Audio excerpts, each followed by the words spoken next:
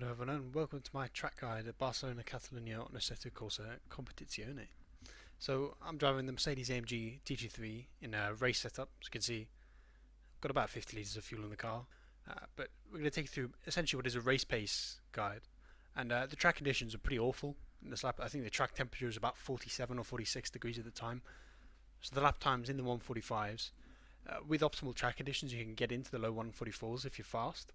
But generally speaking, these lines on any track condition will be the same. But as we head into turn 1, step 1 is to get on that left side curb. You can really open the corner if it's dry. Obviously if it's wet you want to stay away from curbs like they're the devil, but yeah, you run as wide as you can. I don't like to go onto the green, I prefer to stay on the red curb. Just the braking is slightly better there, and then you come towards that 100-meter braking mark, which is your braking point, and you're braking about a car length before, so you're braking hard all the way down to the corner. You start to turn in just when that little white line appears and starts to go under your car. If you turn in there and continue to trail brake into the corner, you can then ride that inside curb. I think your right tire goes sort of between the grass and the little sausage curb, and it really helps your car to grip up through the corner. Open up slightly at turn 2, because turn 2 you want to end up on the left side, you don't want to go right because it's turn 3. So you compromise your exit a little bit coming out of turn 1. You don't quite go on full throttle. You come to the right a little bit more than you would normally, and you really open up that second turn. And that means you don't need to brake. You can stay on throttle all the way through the corner, albeit just maintaining the current speed you're at with about 10 to 20% throttle. Once again, you want to ride that curb on the left, but you don't want to go too high. That little sausage curb on the left, this time in this corner, will unsettle your car because your tire won't be over it. It will hit it mid-corner and lift off the left side tires, so you'll essentially lose half your grip. So you want to sort of aim to miss that little sausage curb, but ride the red curb around the corner. Once again, compromising your exit slightly so that you stay on the left side of the track. Now you come to turn 3. You want to turn in just before the black marker, also the black sort of line on the left side of the track. You want to open up the corner as much as possible while running onto the green section just to the left, because in Assetto Corsa, track limits rather are always 4 tyres off the track. So as long as 2 tyres or 1 tyre is on the track, you can really run as wide as possible. And opening this corner just means you can take a little bit more speed in. You can accelerate a little bit more coming into the corner. Now you accelerate all the way until this second Pirelli sign on the right. And at that point you want to lift off to about 20% throttle and just maintain that sort of 100-mile-an-hour mark as you see me do through this corner. You ride that curb all the way around the corner until you see that little orange marker come to the left side of your screen. As soon as that gets to the left side of the screen, you start to accelerate, you start to drift wide and understeer through the corner, and you want to run as wide as possible. Now you come to turn 4, you've got a very easy braking marker here. You've got that bridge, right, the Repsol bridge. But first off, you want to open the corner once again. This time you can run really wide. You can use that green section on the left as your braking, because it works just as well as the track. Once again, if it's wet, stay away from it, stay on the track and brake a little bit earlier. But if you run this wide, you can brake as you get under the bridge. You already want to be turning in here just a tiny bit. You can see with my wheel I'm sort of 5 degrees to the right. So I'm not doing much, but it means I'm aiming to get towards that curb. And at that point, you want to switch the throttle. You want to switch around 70 miles an hour to 20% throttle and just maintain that speed. And you want to make absolutely sure you don't understeer off this curb. You want to stay on the curb as long as possible. Once again, those Repsol signs on the left, you can use the signs as your acceleration point. As you start to get towards that first Repsol sign, you want to be applying more and more throttle, and you can really slam the throttle here and go wide on the left side. You want to get close but not onto that red curb on the left if possible, because that gives you a little bit extra exit speed. Now we come to turn 5, the first corner on this track with no real braking marker. So what I like to do is I like to use this curb on my right. I go to the curb, I come as wide as possible to open up the corner, and about a car length after, maybe 2 car lengths if you've got low fuel and your tyres are slightly cooler. Now you want to slam real hard on the brakes, and on this corner you can turn in slightly late. You don't really want to be riding that curb until you get to the exit, and then you want to squeeze as close as possible. Once you get well rubbered in track, you can see that black mark on the inside of the curb. That's when you want to be hitting it with your wheel. You don't want to go on top of the curb, but you can just about brush it. And what this does is as soon as you touch that apex, as soon as you get to the inside, you start to apply throttle and you slowly go up. You don't want to transition straight away to full throttle, but you slowly go up the throttle and you start to unwind the wheel as you accelerate.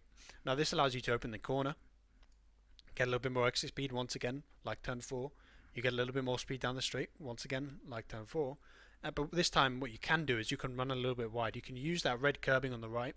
You can even drift out onto the green, but I find you lose little bit of acceleration if you do that. So I like to go onto the red curb and then just really start to straight line it. Now technically this is turn 6, but it might as well not exist. The next corner, turn 7, you want to be all the way to the right side of the track. As soon as you see that curb begin, not where the red curb is, but where the white begins to flare out, that's your braking marker. Now you slam on the brakes, you go all the way down to a low second gear as you trail brake into the corner. Now as soon as you touch this inside curb, which you can go on top of this time, you can really ride that curb. You want to start really accelerating hard. As soon as you have that wheel straight, you want to be on 100% throttle. Turn 8, pretend it doesn't exist. Run all the way over it, cut it as much as possible. Coming to turn 9. Now this is a corner you don't always need to brake at. I do like to, especially in race pace, especially with hot tyres. And if I do, I brake very minimally, about 10% as you'll see. And just when that white curb sort of ends on the left. I'm braking as I'm turning, so I'm trail braking through the corner. Now this is a really important thing to do in front engine cars specifically because it likes to understeer. Now if you apply a little bit of brake, it tends to grip those front tyres in better and will give you a slightly better turn in. But you have to be careful not to bring your minimum speed down too much. So you only really want to brake until the car feels like it's properly gripped up. And whether you ride this inside curb or not is really down to you. I like to take the red curb, not the green curb. But I know especially in a mid-engine car, through this corner, you really want to stay off that curb as much as possible. As soon as that red curb ends, you want to be essentially on full throttle. You still want to be just under 90 degrees steering angle, but you're on that full throttle. You're drifting wide to the left. You're unwinding the wheel as well, and you're drifting as wide as you possibly can onto the green curb. You want to go further than the red curb, get all the way to that gravel. So now, accelerating down the straight, we come to turn 10. Now, like turn 1, you want to brake about a car's length before the 100-meter mark. You want to really slam your brakes here, and you want to hold 100% brake for as long as possible because this corner is a lot slower than you think. Now you want to come all the way down to first gear. You really want to come all the way down to about 40 miles an hour as you trail brake into the corner. Now get as close to that red curb on the inside as possible. Then as soon as you apex, you get to about 50% throttle straight away. You unwind the wheel and you run as wide as possible. You don't want to hit that yellow curb, you want to stay to the left of the yellow curb. But as close to that yellow curb as you get, the more precise you can be, the more you can accelerate out of the corner, and the more time you'll gain on exit. Now you want to stay on that red curb for as long as possible, until you turn in. And when you do turn in, you want to corner cut as much as possible on turn 11. You essentially straight line the corner, going as close to that grass without going on it as possible, and as soon as the car settles from riding that curb, you hit the brakes for the next turn. Now turn 12 is really important not to understeer, because you will waste time trying to get the front of the car to grip up, and you will lose time through the corner. So it's important to get that minimum speed about 60 miles an hour down. Then you can begin to accelerate, begin to maintain your speed through the corner with about 20% throttle. And as soon as you get to that little sausage curb on the right, you could begin to press more throttle in. You can begin to unwind the wheel as well, and you want to run as wide as possible onto that green curb, all the way down this little tiny straight. Now this final sector is all about precision. This is where you will gain and lose the most time in your lap. And what I mean by precision is getting close to those menacing little sausage curbs. So first off, you want to brake about a car length before the end of the red curb. There's no real braking marker here, so you have to do it sort of by practice, but roughly a car length is enough. Now, brake for the corner, and you want to get as close to that sausage curb on the inside as possible without riding it. You can see I just tap it here, which is enough to bump up the car, but it's not enough to unsettle it and lose that grip in the front end. But the more you hit that curb, the more the car will understeer, and the further left you go. And that's really not what you want to be doing in this corner, because you want to compromise it for turn 14. So you see, I don't apply full throttle out of the corner. I keep it about half throttle until the car's pointing right, and then I push more throttle in. And as soon as I hit that red curb on the right, I'm back on the brakes, going all the way down to about 45 miles an hour as I turn into the corner. And once again, you want to compromise the exit of the corner.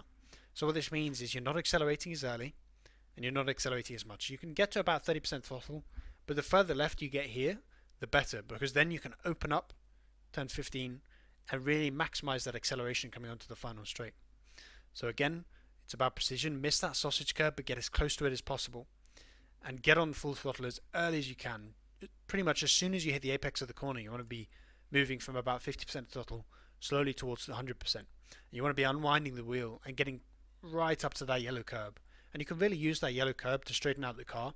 If you sort of brush it with your front left, it will help to straighten the car and help with turning. And you can even run it over the curb a little bit to sort of open up turn 16. Now as the car starts to drift to the left, that's when you can slowly begin to unwind your steering wheel. Now unwinding your steering wheel means that you can gain a tiny bit of time because as the tyres are turning, they're losing grip. So if they're straight, your acceleration is a little bit better. So the quicker you can unwind that wheel, the better.